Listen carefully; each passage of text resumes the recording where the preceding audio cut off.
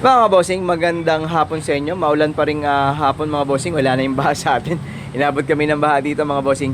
Okay mga boss, meron tayong adventure dito. Ang issue ng ating adventure ay nawawala yung blower motor.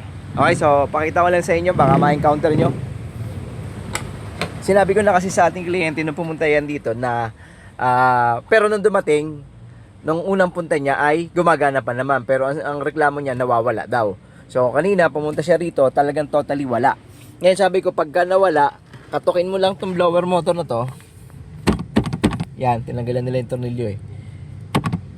Pag gumana, ibig sabihin yung blower motor ay sira na. Okay, so ganun nga. Pagdating dito kanina mga bossing ay walang blower. Tapos kinatok ko lang ay gumana na. So try nyo yung mga ganun mga bossing, no? Na pag nawala yung hangin, hangin ang pinag-uusapan natin mga bossing. Kasi hindi rin naman bubuga ang lamig kung wala yung hangin. So pag nawala yung blower sa harapan o kahit sa likuran, pwede nyo katukin ng konti. Pagka gumana, ibig sabihin pasira na po or paubos na yung commutator at saka yung carbon brush mga bossing, no? So yun ang issue nitong ating blower motor. So pa-pull out lang natin dahil pinapapalitan natin ng second hand na lang mga bossing. So mas maganda pa yung second hand Japan kaysa sa mga replacement para sa akin ha. So urig replacement urig na surplus Japan kaysa sa replacement na bago. Okay? So blower motor lang.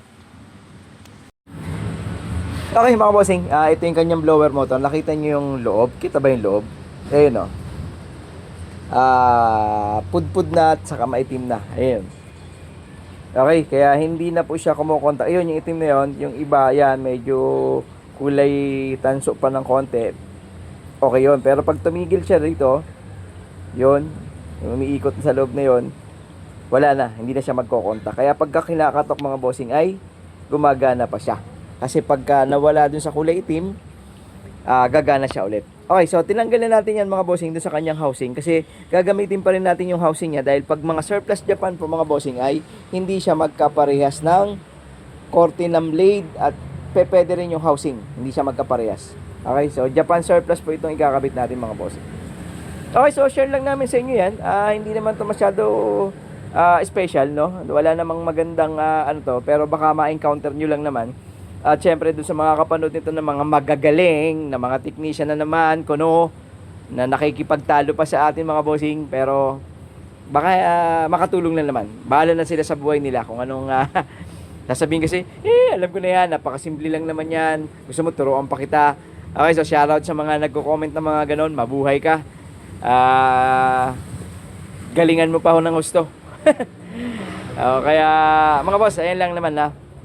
At kung ma-encounter nyo lang naman or baka makatulong lang naman tong ating video.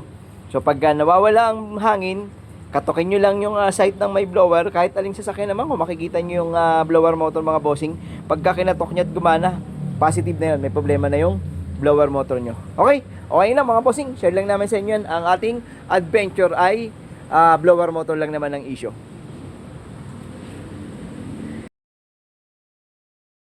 Thanks for watching. Please like and subscribe.